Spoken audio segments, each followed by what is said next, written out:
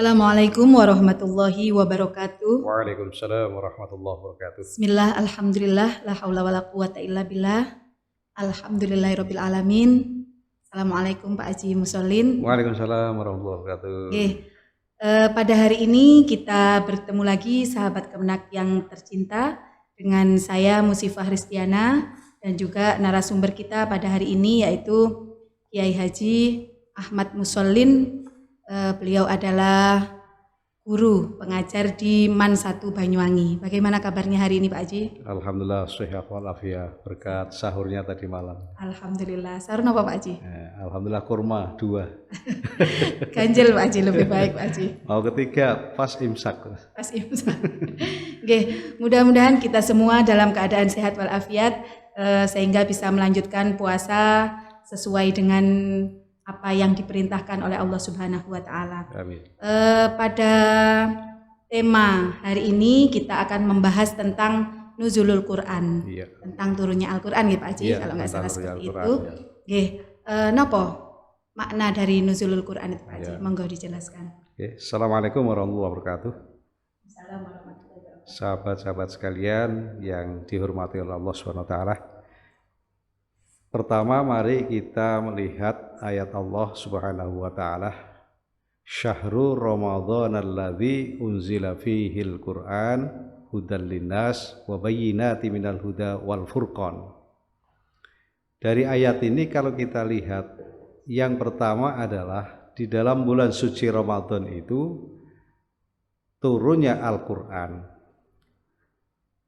Beberapa ahli tafsir memang ada perbedaan pendapat. Ada yang mengatakan bisa tanggal 17, ada yang mengatakan tanggal 7, tanggal 8, bahkan tanggal 21. Dan bahkan tanggal-tanggalnya itu tidak ditentukan. Ini yang harus kita kaji lebih awal dulu supaya materi yang kita sampaikan ini bisa berlangsung dengan baik. Oleh karena itu di dalam kita ini memaknai makna nuzul Quran, nuzul, nazala ini kan turun. Sesuatu yang turun itu pasti dari atas. Nah, kalau sudah sesuatu yang turun dari atas ini, persoalannya kalau kita tarik karena ini Al-Quran, berarti yang menurunkan ini adalah Zat yang Maha Pencipta. Sehingga di sini ada beberapa kesan. Apa sih perbedaannya? Ada nuzulul Quran, ada Lailatul Qadar. Sementara di ayat yang lain mengatakan Lailatul Qadri khairun min alfi syahr. Bahwasanya malam diturunkannya Al-Quran itu bisa juga di malam-malam Lailatul Qadar. Tapi pada prinsipnya seluruh dari komponen pemahaman para ahli tafsir atau mufasir itu cenderung kepada bahwasanya nuzul Quran jatuh pada tanggal 17 Ramadan. Nah, karena ini sangat penting, artinya turunnya Al-Quran itu kan ada yang mengatakan 2 tahap, ada yang mengatakan 3 tahap. Kalau yang mengatakan 2 tahap, bahwasanya Al-Quran diturunkan oleh Allah langsung ke Lauhul Mahfuz.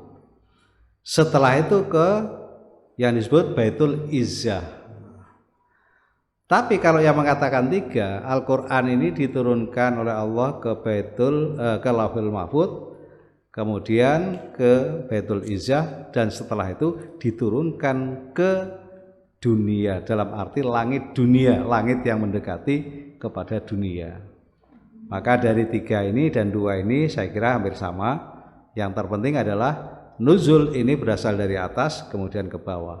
Atasan kita siapa? Allah Subhanahu wa Ta'ala. Jadi kalau sudah seperti ini berarti nuzulul Quran itu sesuatu yang diturunkan oleh Allah kepada Nabi Muhammad, tapi dalam 2 proses.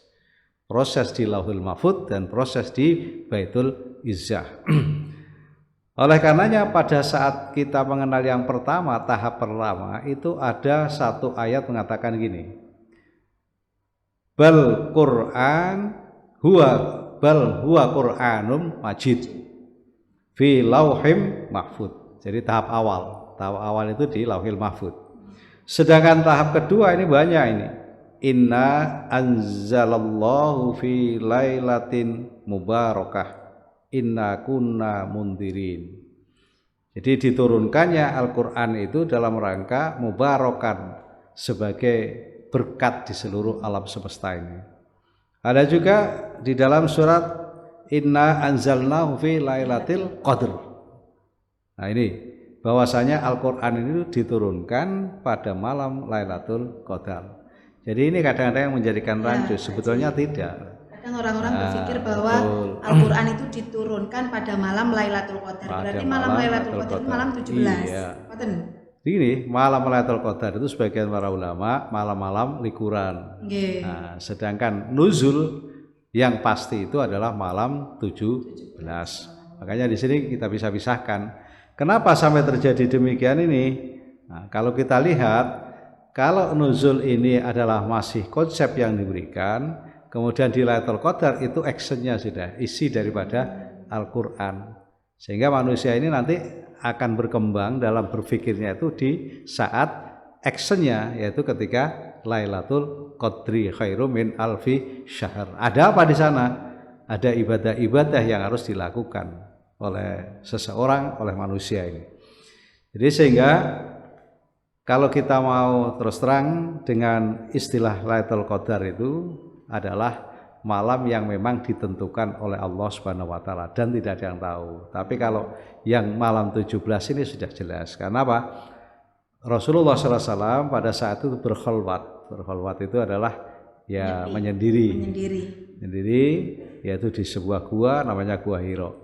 Setelah itu turun ayat atau turun perintah Allah, Iqra bismi rabbikal ladzi khalaq.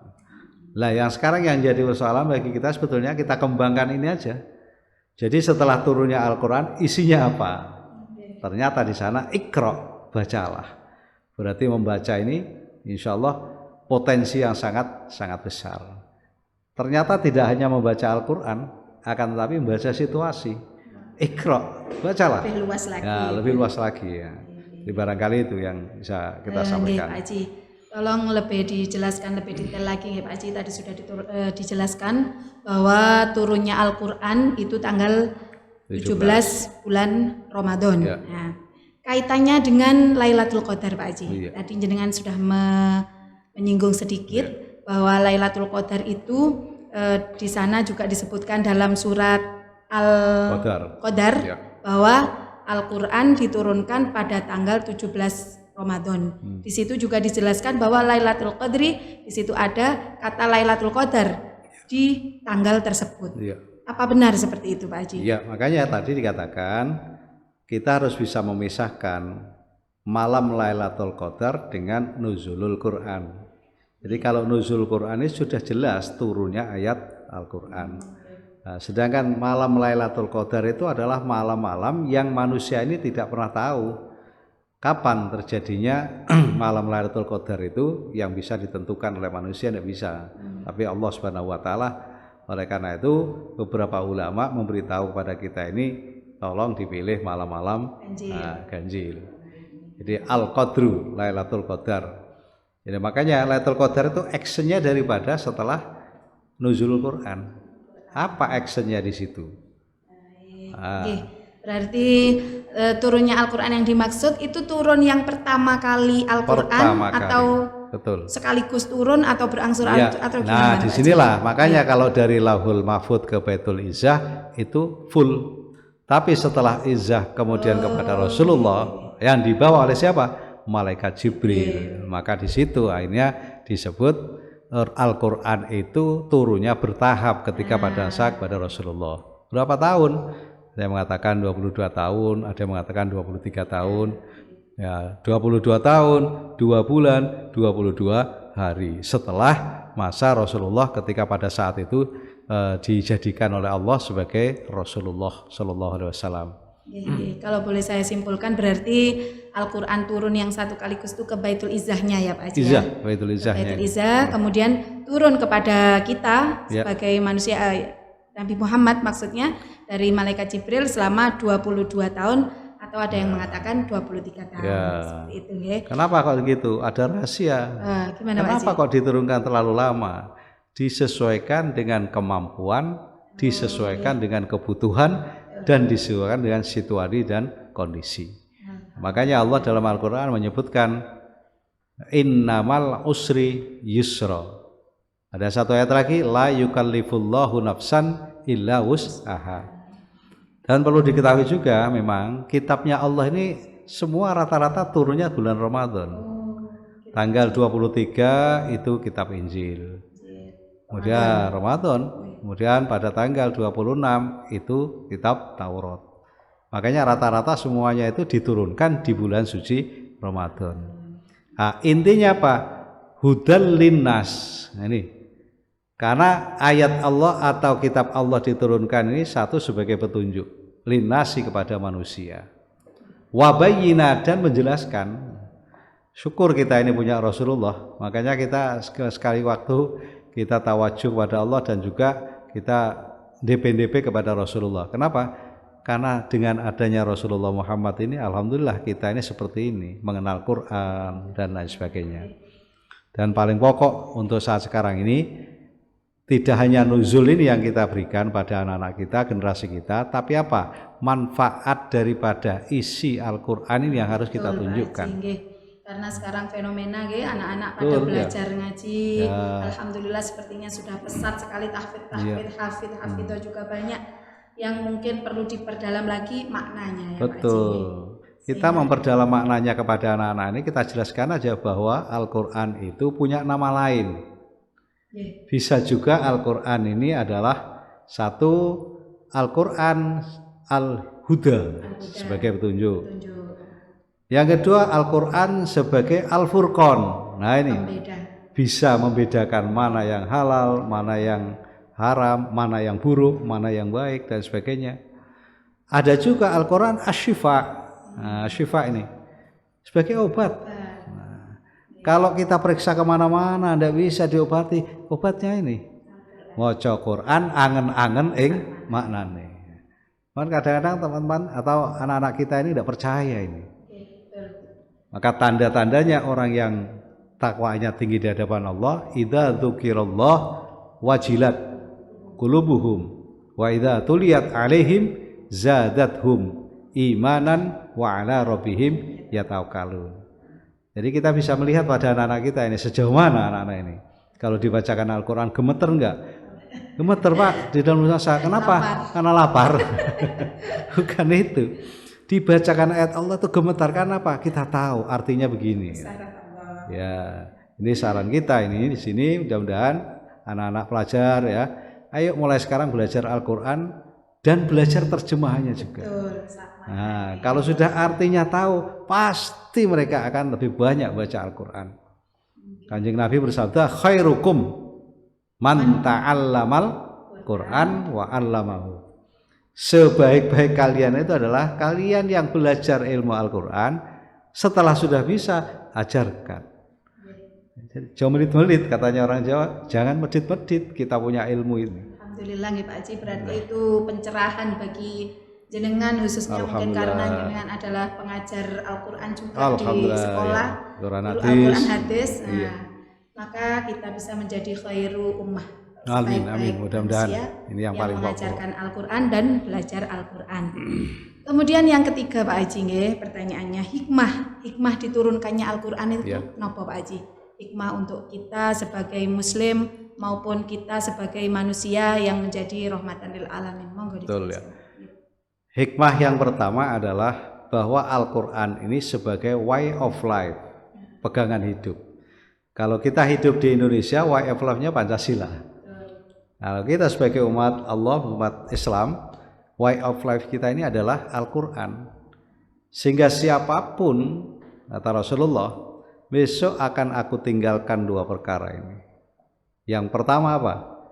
Saya tinggalkan Al-Quran, dan yang kedua adalah sunnahku. Jika kamu tamasaktum, kamu pegang, kalian tidak akan pernah sesat. Dan ternyata betul, alhamdulillah di era globalisasi sekarang ini, banyak orang-orang yang asing terhadap Islam setelah melihat ilmu Islam, dia justru tertarik kepada Islam. Dan ini termasuk hudan ini, petunjuk, pembuka ini. Makanya Al-Quran itu salah satunya adalah satu hikmahnya Quran itu mudah dihafal. Oke, anak Nah, kecil-kecil. Quran daripada ngapalkan hadis lebih sulit daripada hadis. Kenapa itu Pak Haji? Ya tadi, ini keistimewaannya. Hikmahnya Al-Quran diturunkan secara bertahap. Satu mudah dihafal. Kalau Rasulullah berbeda. Rasulullah itu ummi. Ummi itu apa? Tidak bisa baca, tidak bisa. Kok bisa Al-Quran? Lah inilah mukjizatnya Kanjeng Nabi Muhammad Sallallahu Alaihi Wasallam. Jadi kita mari bersama-sama dalam hal ini kita proklamirkan Al-Quran ini. Kita beri anak-anak itu senang untuk belajar Al-Quran.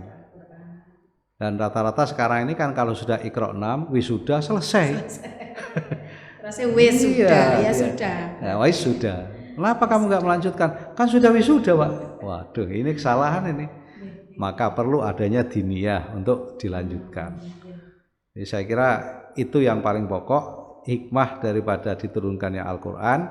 Yang pertama adalah Al-Quran itu mudah dihafal, kemudian Al-Quran itu isinya menyejukkan, dan yang ketiga Al-Quran ini sebagai satu pegangan, dan pegangan ini tidak akan mungkin lepas kalau kita ini tidak akan selalu menghiraukannya, terutama sekali Al-Quran ini.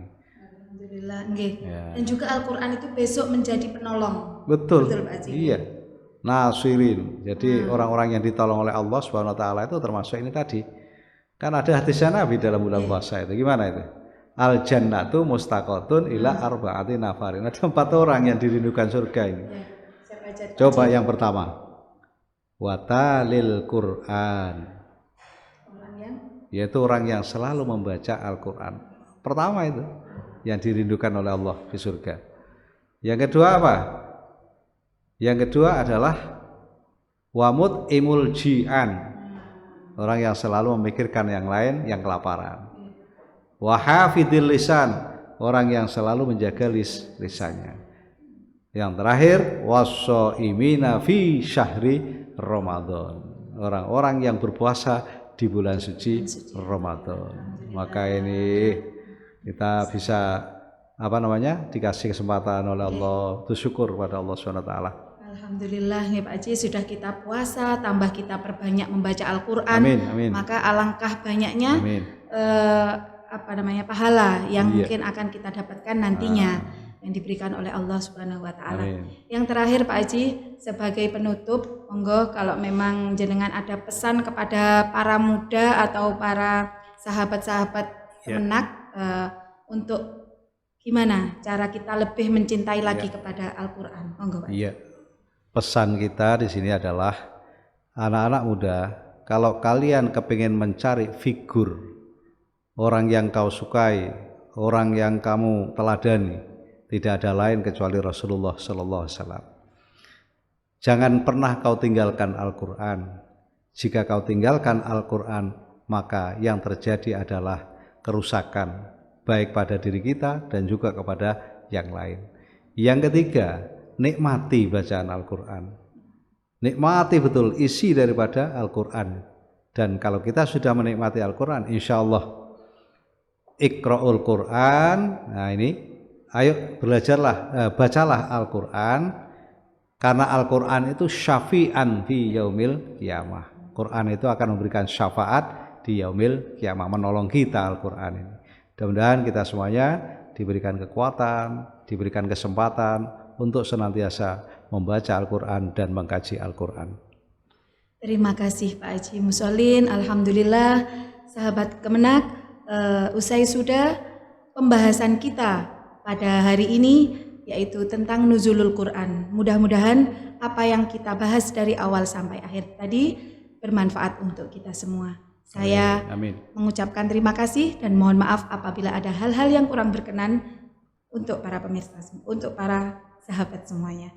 Akhirul kalam wallahul muwaffiq ila aqwamit thoriq. Assalamualaikum warahmatullahi wabarakatuh. Waalaikumsalam warahmatullahi wabarakatuh.